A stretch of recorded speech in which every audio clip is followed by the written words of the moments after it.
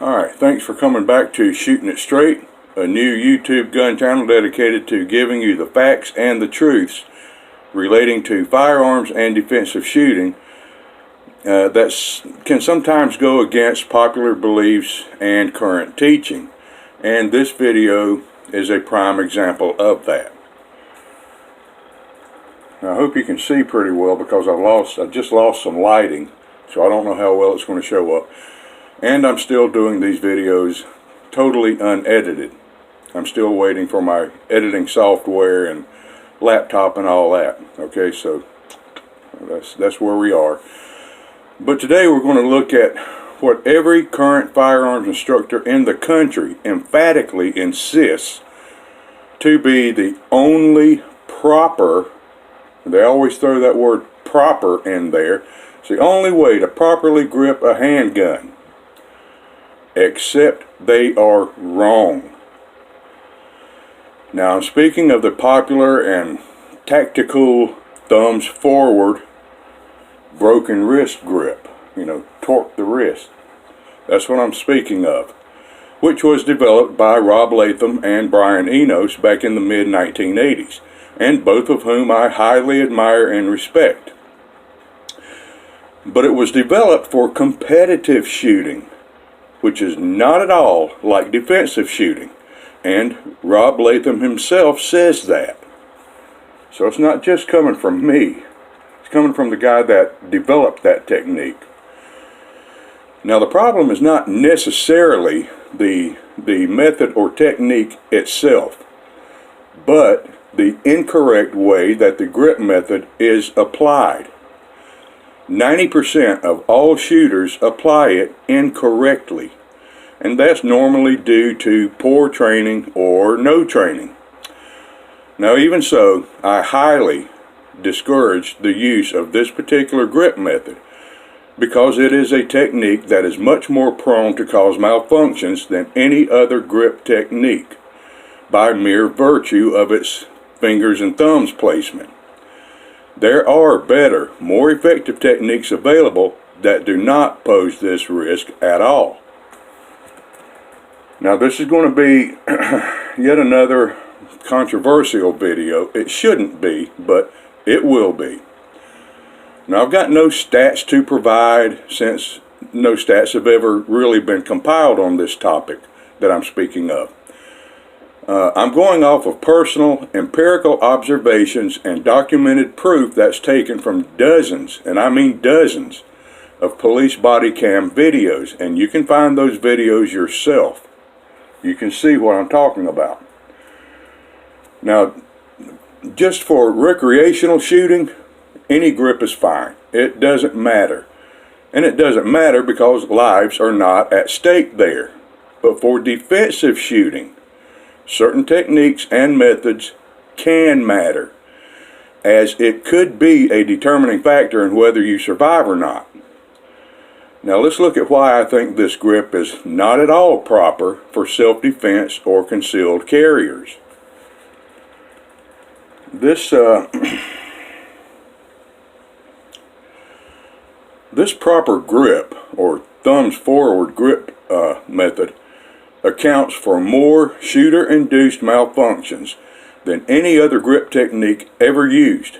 In fact, I'd be comfortable in saying that it's one of the leading causes of pistol malfunctions out there today.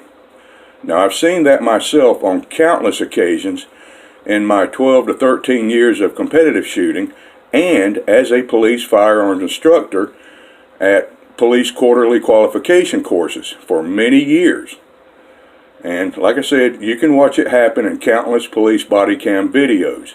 Simply put, the chances of a shooter himself causing a malfunction is much higher when using the thumbs forward method than it is with any other grip method used, and the evidence is virtually everywhere. That's why I don't advocate it. I never have, and I never will, and I've never taught it, and I never will. I can't speak for other states, but I can tell you that the police in my state have never been taught that thumbs forward grip method for that very reason. Now that's got to tell you something. Now, I don't know what's being taught nowadays at my police academy, but I do know then that it was not taught. And nor was it taught at any of the other advanced classes I went back down to the academy later and took. Now, I have seen both competitors and cops cause stovepipe malfunctions because they're, and I have a chamber flag in here. No magazine, totally safe, right? Because we want to be safe. I have seen both competitors and cops cause stovepipe malfunctions because their thumbs made contact with the slide, which slows the momentum of the slide, which causes that malfunction. I have seen shooters panic because their pistol suddenly wouldn't fire while in the middle of a shooting string, and they couldn't figure out why. Well, it was because their slide failed to lock back to indicate that it was empty, because the shooter's thumb was pressing down on top of the slide stop lever. Or the slide would prematurely lock open after the third or fourth shot because a thumb was pushing up on that slide stop lever. Likewise, I have seen shooters unintentionally bump their external, if they had a safety of it, bump their external safety back on while shooting because their thumb was not where it was supposed to be. Here's a hint of where you should keep your thumb with your master grip. All right, this is your master grip. You see that indentation right there? That concave area right there? That's there for your thumb. That's where you rest your thumb. Okay? This is exactly why manufacturers put that depression there. It is a thumb rest, which means that's where your thumb goes, not up here, down here. Now, I've seen every one of these malfunctions in countless shooting matches and police qualification courses throughout 25 years, and it's a very consistent thing with many shooters using the thumbs forward method. Now, let me ask you a question. What is, and always has been, the number one rule of shooting any semi-automatic pistol? Give you a second to think about that.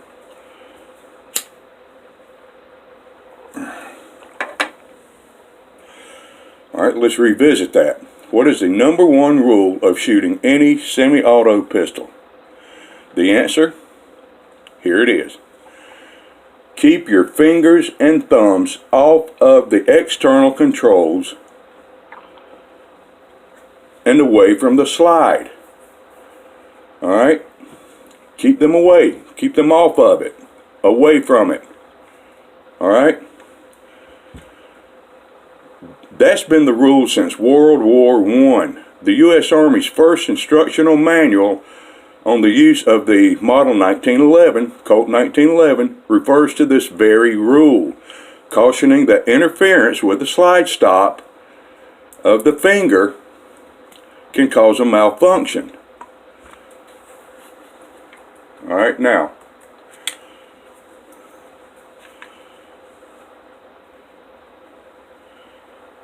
can you see any external controls here? Do you see any external controls here at all? If it had a safety on it, would you be able to see that? How close are my thumbs and fingers to the slide? This is how you cause a malfunction with this grip method. Fellas, this is not a proper nor correct grip method for serious concealed carriers or defensive shooting. It's fine for competitive shooting because paper targets aren't trying to kill you. Causing your pistol to malfunction in a competitive match will only cost you a few points, maybe the match. Causing your pistol to malfunction in a deadly force situation could cost you your life. Now ask yourself this question. Am I willing to risk my life for the sake of using a tactical grip method? I would hope that your answer is a resounding no. Now trust me, I've heard it a million times before.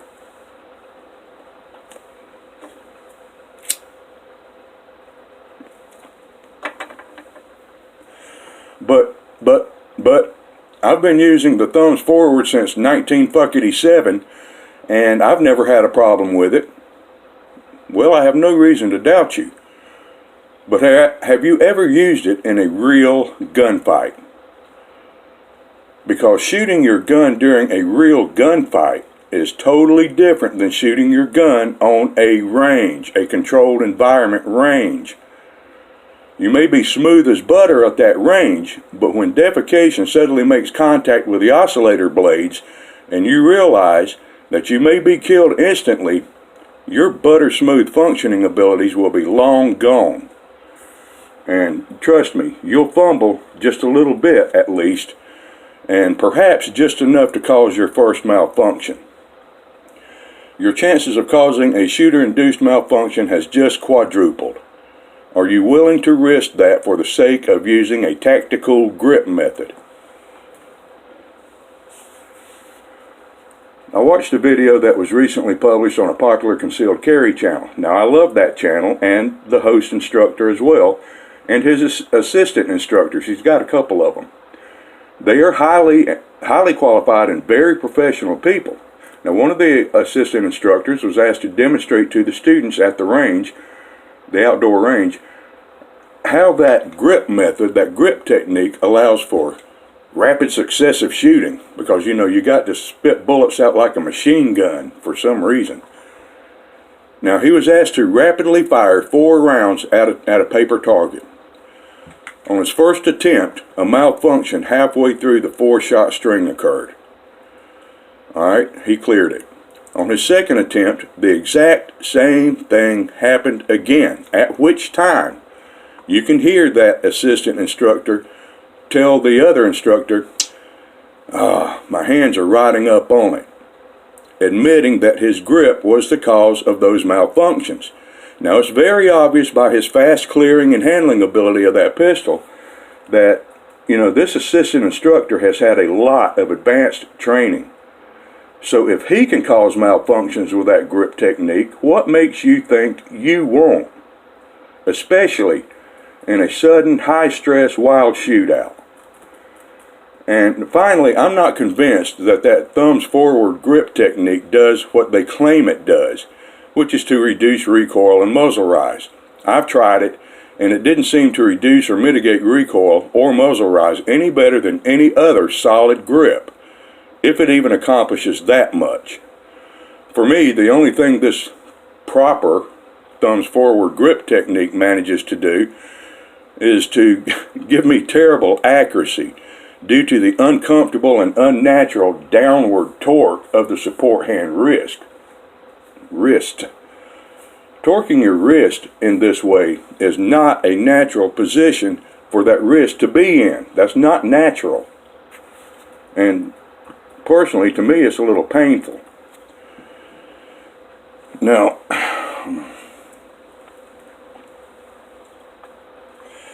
let me demonstrate just how every single YouTube instructor on the planet demonstrates what they call the proper way to grip your pistol. And it's the same old repeated bullshit on every single video. They always show your master grip. It's your master grip, alright? Then they always point to this open space on the grip panel and say, you've got to fill that space with the palm of your support hand. But in order to do that, you must rotate your wrist downward. And so that both thumbs are pointing at your target. Well, like I said, that position is unnatural and it's uncomfortable and it's completely unnecessary. The claim that this is somehow the only grip method that can mitigate or reduce recoil or muzzle rise is bullshit. Okay, it's totally false. Listen, fellas, reducing recoil and muzzle rise by how much palm you can get on the side panels of your pistol only plays a very small part of managing recoil and muzzle rise, unless you have the incredible strength of a mechanical vise. And no human has that kind of strength, nothing even close to it. Alright, because recoil or muzzle rise does not go side to side. It goes up. It goes back and up. Alright? Listen. Recoil and muzzle rise are two separate things, but they are related. Recoil only goes straight rearward in a linear path along the bore axis. Your bore axis is right here. Alright? And it is slightly above the pistol's center of mass. I've put this orange sticker right here to represent the pistol's center of mass. Roughly. That's roughly where the center of mass is on a pistol. Alright? So you can see the bore axis is slightly above the pistol's center of mass, right? Alright? The countering resistance to that recoil is our grip, which is slightly below the pistol center of mass. So you got this above the center of mass and this below the resistance below the center of mass, right? Well, that creates a rotational torque going in this direction, a rotational torque around the center of mass, which then produces muzzle rise. And oddly enough, muzzle rise goes upward, not side to side, upward. Alright? And by the way, just to clear things up, because I've been asked before, recoil or muzzle rise does not affect the accuracy of your shot. The bullet has already left the barrel before your slide or anything else ever begins to move. So that bullet is out and gone before this gun moves a bit. So the areas of focus is not primarily on the sides of your pistol, alright? It's on the front strap and the back strap. That's where you need to concentrate on, this area right here. Not pressure on the sides, pressure on the front and back. And we do that by using our pinky for leverage down here, since our pinky makes up about 1/3 of our total grip strength. And while maintaining a firm, solid grip, alright, firm, solid grip, and locking your wrist, locking the wrist, while slightly, all at the same time, slightly pushing the pistol outward towards your target, slightly pushing, not dipping, not slamming forward, slightly pushing, alright? This is what controls recoil and muzzle rise, not how much palm you can get on the sides of your pistol, and certainly not how much you can smother up the controls and slide with your mittens. Now, if you look at some of the thousands and thousands of photos that capture shooters using that thumbs forward grip method, you'll often notice two things. One, not only is the trigger finger in the trigger space, but so too is part of the shooter's support hand index finger. Alright? They've got it like this, and for some reason, somehow they've got this finger in there too. I don't understand how they got that. And then they got this thumb up here for whatever reason. I don't know what purpose that thumb is supposed to have, but just watch it. Just watch the slow motion videos of it. You'll see that pistol rise up, and there that thumb is out here by itself, dangling, doing nothing. So the gun is actually leaving the grip. Alright, how is that in any way managing recoil or muzzle rise? It defeats its own purpose. Now, let me demonstrate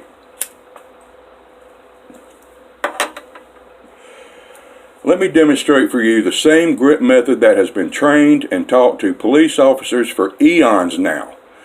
and has been proven to work effectively on the streets in real gunfights time and time again.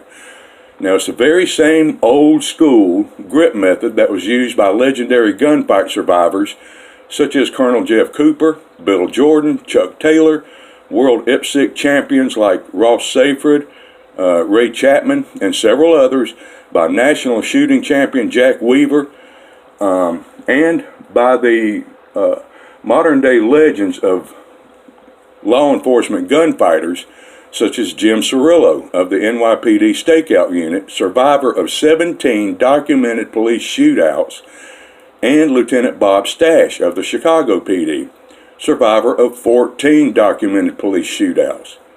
Somehow, all of those guys managed to survive multiple gunfights or win world champions without ever using the tactical thumbs forward grip method. Now, how do you explain that mystery? I don't think you can. Alright, this is called the thumbs down. The thumbs down grip. Alright, first you have your master grip, right? High up on the tang, web of hand, high up on the tang. All fingers wrapped snugly around there. You've got all the fingers there. Your thumb down here, not up here, not flagged, down here.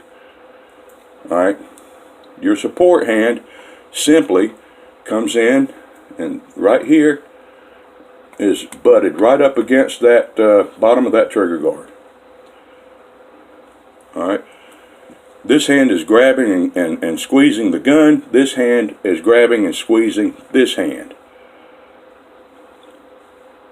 See that? Now, some people want to put their thumb here, others want to put their thumb here, whatever configuration. The point is that the thumbs are away from the slide completely and off of all the controls. You're not smothering up any controls. They're plainly visible. Okay? You can clearly see that. This is the correct and proper way to grip a semi-automatic pistol, because it in no way violates the #1 rule of semi-autos. Remember. Additionally, the thumbs down grip increases your grip strength significantly. Alright, when you punch a dude, do you make a fist with your thumb out and punch? No, you clench it by closing your thumb because it increases your strength. If you're pulling a rope in a tug-of-war game, do you pull the rope with both of your thumbs sticking out? No. You curl them in because you get more strength, right? Well, why in the hell would you not hold a gun like that? Why would you have your thumbs up here to where you can't have any, where you lose some of your strength? Alright? Fellas, stack the odds in your favor. Don't risk creating a malfunction for yourself during a deadly force event by using that tactical thumbs forward, everybody else is doing it grip bullshit. It's dangerous and completely unnecessary. Now, that thumbs down, or tucked thumbs as some may call it, grip method has been proven to work in multiple real-life gunfights and without any concerns of causing malfunctions. That's a stone-cold fact. The thumbs forward grip method offers zero advantages whatsoever. It improves nothing and it helps nothing. The only thing it does manage to do is increase your chances of having a shooter-induced malfunction. I just don't understand why any halfway intelligent person would willingly take that chance. Alright, fellas, I hope I gave you something to think about, and I hope I gave you some helpful tips in your quest to be better prepared for a lethal encounter. If you find my videos useful, please invite your friends to watch them. So, thanks for watching. I'm Antonius, and like it or not, I've been shooting it straight with you. Ciao.